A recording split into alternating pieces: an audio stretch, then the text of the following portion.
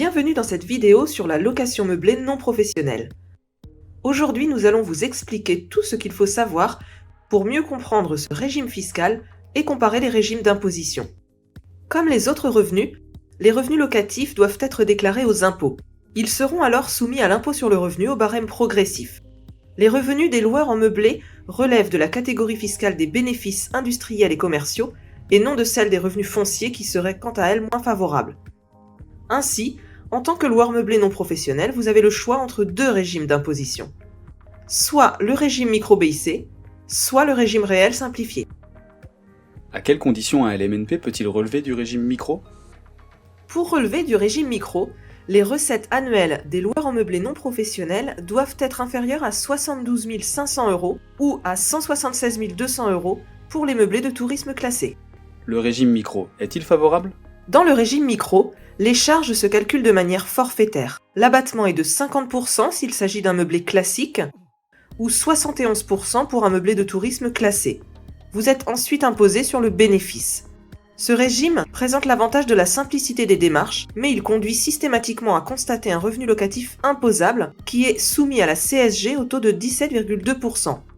Le choix du régime micro-BIC peut être intéressant, soit si vous êtes faiblement imposé, ou bien si vous dégagez une bonne rentabilité, notamment pour les meublés de tourisme.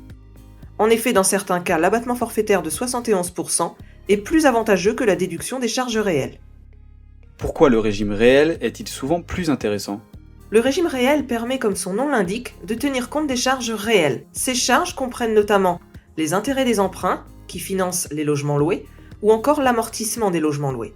Ainsi, ce régime conduit dans la majorité des cas à constater un résultat fiscal nul. Le loueur ne supporte alors aucune imposition sur le revenu, ni aucun prélèvement social. Contrepartie, les formalités déclaratives nécessitent le recours à un expert comptable spécialisé. Prenons maintenant un exemple concret. Si j'exerce sous le régime micro et que mes recettes annuelles sont égales à 5 000 €, avec l'abattement de 50%, je peux donc déduire 2 500 €. Mon résultat est égal à 2 500 €, je suis donc imposable à hauteur de 1 180 € avec la CSG. Si j'opte pour le régime réel, mes recettes sont toujours égales à 5 000 €, mais je peux déduire l'amortissement du bien, les intérêts d'emprunt et les autres charges. J'ai donc un total des charges égal à 6 814 €, soit un résultat négatif. Je ne serai donc pas imposable sur les revenus. Comment opter pour le régime réel ? Le régime réel est le régime habituel des loueurs en meublé non professionnels qui dépasse les limites du régime micro. Pour les autres, une option doit être formulée. Ainsi, pour les entreprises qui viennent d'être créées, l'option doit être effectuée au plus tard à la date de dépôt de la première déclaration de revenus, soit avant le 30 avril de l'année qui suit la création de l'entreprise. Si l'entreprise existe déjà, elle a alors jusqu'au 1er février de l'année concernée par l'option pour demander le passage au régime réel. Pourquoi adhérer au centre de gestion agréé ? Adhérer à un CGA, centre de gestion, permet de bénéficier d'une réduction d'impôt. Ainsi, 2/3 des honoraires comptables et de la cotisation au CGA sont déduits de votre impôt sur le revenu pour les loueurs dont les recettes annuelles n'excèdent pas 72 500 € ou 176 200 € pour les meublés de tourisme.